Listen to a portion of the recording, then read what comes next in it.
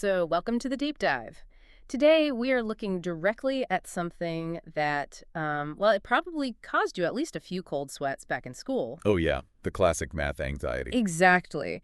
We are talking about word problems. Specifically, we have an incredibly detailed briefing document in front of us covering a word problem strategy. Right, which is specifically geared toward students prepping for the TEAS and HESI nursing entrance exams. Yeah, but honestly, looking through these sources, I mean, there is a universal truth here for anyone who has ever stared at a math problem disguised as a paragraph and just, felt their brain completely freeze. Oh, absolutely. Everyone has experienced that panic. Okay, let's unpack this. Our mission today is to discover a reliable, bulletproof method for turning words into math and doing it without falling for cheap tricks. And to do that, we really have to start by dismantling a very profound assumption most of us carry around about math. Which is what? We tend to think that a word problem is just a standard computation problem that's been dressed up in a Halloween costume. Right, like the words are just this annoying obstacle course you have to run through to get to the prize, which is the numbers. Exactly. We assume the goal is to strip away the sentences, find the raw numbers, and get back to the real math. But there's a perspective-shifting finding here from two researchers, Mitchell Nathan and Kenneth Codinger. When was this? This was around the year 2000. They wanted to test this exact assumption. So they went to math teachers and asked them to predict what would be harder for a student, a word problem or the exact same mathematical problem presented as a bare symbolic equation. Okay, let me guess. The teachers assumed the word problem would be harder, right? I mean, more words equals more confusion. Translating a paragraph into algebra just, well, it feels like a massive step up in difficulty. That is exactly what the teachers predicted. But the results were the exact opposite. Wait, really? Yeah. For many of the algebra problems tested, students actually solved the story version significantly more successfully than the matched symbolic equation. So the paragraph wasn't an obstacle course at all. Not at all. The narrative actually provided a scaffold. It gave the students a real-world situation they could, reason through step by step. Yeah. But the bare equation offered no scaffold. It was just an abstract string of symbols sitting there on the page. Okay, I mean, think about it like assembling furniture. Handing someone a bare equation is like handing them a plastic bag full of screws and metal brackets with absolutely no instruction manual. Oh, that's good, yeah. You just have to magically know what goes where. But the word problem, the story, that's actually the step-by-step picture guide. Yeah. It shows you what the final coffee table is supposed to look like. That is a brilliant way to visualize it. The story isn't the obstacle, right? The story is the tool that helps you build the math. The context gives meaning to the numbers. Okay, if the story is the instruction manual and word problems are actually the easier or more natural way to do math, why do so many people dread them? Right. Why the panic? Yeah, if it's supposed to be easier, why do we all hate them? To understand that, the source material points us back to the year 1945. We have to look at the origin of how we've been taught to handle these problems. Okay, 1945, what happened? It traces back to a single foundational book called How to Solve It by George Polya. He was a Hungarian mathematician teaching at Stanford. Okay. And he was reacting against this pervasive idea that mathematical problem solving was just an innate genius you either had or you didn't. So he didn't buy into the whole math person myth. Not at all. He insisted that solving any unfamiliar problem could be broken down into 4 repeatable phases. Yeah. He wanted to completely demystify the process. So what were Polya's 4 phases? I'm assuming step 1 is just like read the problem. Close, but a bit deeper. Step 1 is understand the problem. You have to clearly identify what is unknown, what data is given, and what condition connects them. Okay, makes sense. Step 2, devise a plan. Like, have you seen a similar problem before? Can you restate it in your own words? That's right. And then what, you just do the math? Yeah. Step 3 is carry out the plan. Do the arithmetic, check each step. And finally, step 4, which is crucial, look back. Does the answer actually make sense in the real world? Okay, that 4-step sequence really is the DNA of every strategy that followed. But hold on, Polya was a Stanford mathematician in the 1940s. Right. His examples are probably, dense algebra and geometry brain teasers. How does a 1945 geometry framework translate to a modern nursing entrance exam or, I don't know, figuring out a grocery bill? Feels like a massive leap. It's a fair point to raise, definitely. Hmm. The specific math problems Polya used aren't what transferred to modern exams. What transferred was his structural insight. What do you mean by structural insight? Well, Polya formally separated the act of understanding the situation from the act of solving the arithmetic. That separation is what remains universal. Ah, I He see. cannot accurately carry out the calculation until you have built a mental model of the situation. So the goal of the strategy shifted over time. How so? Well, by the 1980s, researchers like Judith Sauter and Marjorie Montague realized that kids weren't building models at all. They were just number plucking. Just grabbing numbers and guessing. Exactly. So the definition of a strategy evolved. It moved away from trying to find a trick to get the right answer and became defined as a method for building an accurate mental model. Which makes sense. Right.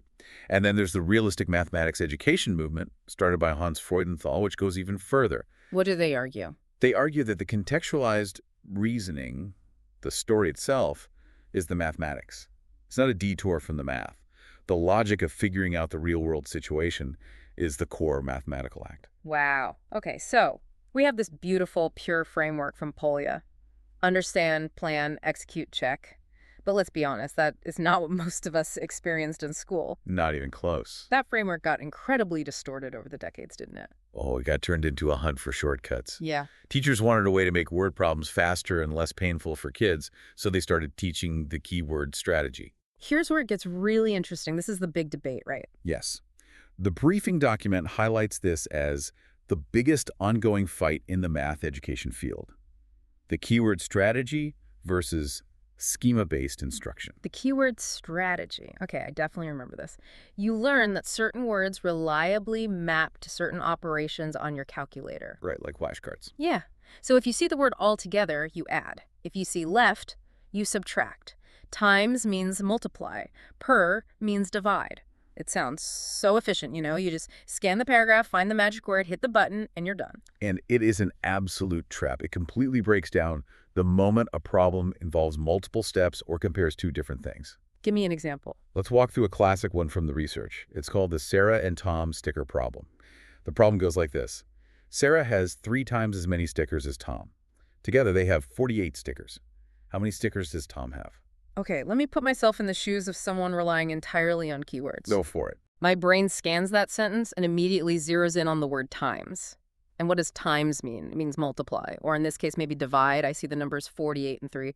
So I just divide 48 by 3 and I get 16. I circle 16, I feel like a genius, and I move on to the next question. And you would be completely wrong because the keyword times pointed you to the exact wrong operation. Why does our brain want to do that so badly, though? Because the brain is a cognitive miser. It wants to conserve energy. Reading comprehension takes a lot of effort. Scanning for a familiar word and grabbing 2 numbers is cheap, easy processing. But sentence structure matters infinitely more than single words. Infinitely more. Let me step back and actually look at the structure then. If I build a model instead of hunting for words, Tom has an unknown amount of stickers. Let's call that X. Okay. Sarah has 3 times that amount, so she has 3X. The problem says together they have 48. So X plus 3X equals 48. That means 4X equals 48. Divide by 4, and Tom has 12 stickers. Sarah has 36. Together, they have 48.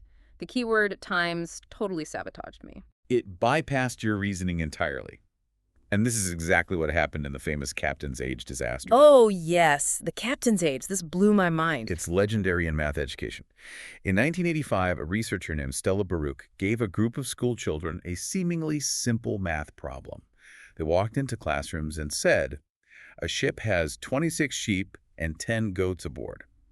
How old is the captain? And what happened? A massive majority of those students, without skipping a beat, added 26 and 10 together and confidently wrote down that the captain was 36 years old. Wait, seriously, none of these kids raised their hand and pointed out that the presence of a goat doesn't age a human being. A few did, but the vast majority had been trained by the rules of their classrooms that a math word problem always contains the numbers you need, and your job is simply to perform an operation on those numbers. They just suspended their real-world common sense. It's like following a GPS straight into a lake. Exactly.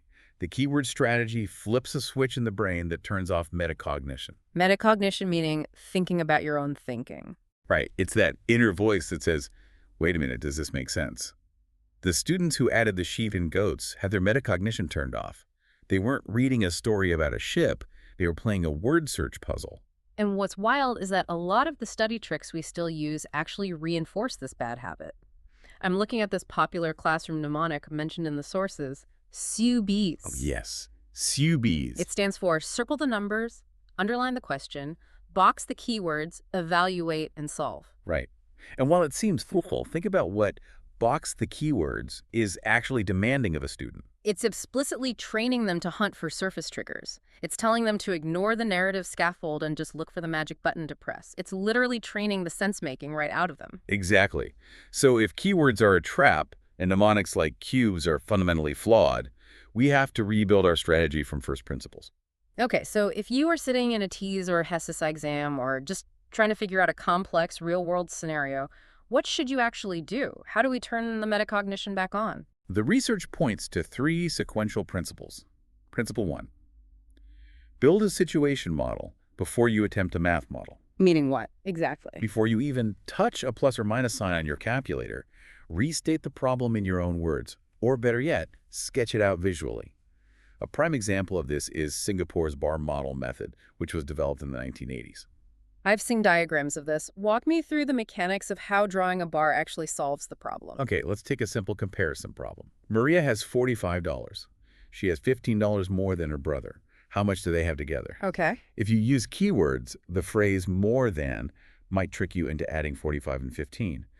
But instead, you draw a visual representation. You draw a short rectangular bar on your paper, and you label it brother. Got it. Then, right below it, you draw a longer bar, and you label it Maria. Okay, so I'm picturing these two bars, and I can visually see that Maria's long bar is basically the brother's short bar, plus an extra little chunk at the end, and that extra chunk represents the $15. Exactly. Now, we know Maria's entire long bar represents $45. The picture visually forces you to see that the brother's bar must be smaller. It has to be 45 minus that $15 chunk. Oh, wow. So the brother has $30. Right. Then, to find what they have together, you just add Maria's 45 and the brother's 30 to get 75. That's incredibly elegant. You didn't even consult any keywords. The visualization itself did all the heavy lifting of figuring out the operations. It builds the logic for you. But, okay, here is my concern. Yeah. Drawing little blocks is great for dollars and stickers, but what happens when the vocabulary gets overwhelmingly technical? Like in a clinical nursing setting, drawing blocks for milligrams and milliliters just feels a lot harder to visualize. And that leads perfectly to principle 2. Identify the underlying schema, not the surface words. This comes from schema theory. Schema theory. Yes. Cognitive researchers have found that almost all arithmetic word problems fall into a very small number of recurring structural categories, or schemas. There are change problems, combine problems, compare problems, and proportional relationships. It's almost like using an X-ray machine. You have to ignore the flesh, all the clinical jargon, the specific medications, the patient names, and look strictly at the bone structure of the problem. That is a perfect analogy. You're looking for the skeleton. Yeah. So if you get a nursing dosage problem that says a vial contains 250 milligrams and 5 milliblef, how many mLs are needed to deliver 150 milligrams? Right, a classic nursing problem. Structurally, that is the exact same schema as a middle school math problem about mixing ratios of blue and yellow paint. You're simply identifying a proportion. So once I see the skeleton is a proportion, I know exactly how to handle it, regardless of the words. I just set it up as 250 over 5 equals 150 over x. I don't need to understand the medical implications of the drug to solve the math. Match the schema. And then comes principle 3, which brings us all the way back to Polya's original 1945 framework. Step 4. Yes. Look back. This is the most frequently skipped step, but arguably the most important. You solve the math, and then you check your answer against the real-world situation, not just the arithmetic. Because the arithmetic might be technically flawless based on a completely broken equation that I set up. Exactly. Let's say you're doing a dosage calculation for an adult patient. You punch the numbers into your calculator, and it tells you to give the patient 42 tablets of medication. Okay, my situation model should immediately flag that as completely insane. I shouldn't need a calculator to know that a doctor isn't going to ask a patient to swallow 42 pills in one sitting. Right. That is the metacognition stepping in and saying, hey, we took a wrong turn. And this brings us from the theory of word problems into incredibly intense, high-stakes reality. There is a reason exams like the TEAS and HESI lean so heavily on this specific three-step skill. They aren't just testing raw computation. No, they are testing your ability to translate reality into math and back again. Because in a clinical environment, I mean, the stakes of mistranslating a sentence are literally life and death. Let's look at a classic complex 4V drip proportion problem straight from the source text. It reads, a physician orders 500 milliliters of IV fluid to infuse over 4 hours. The drip factor is 15 drops per ml.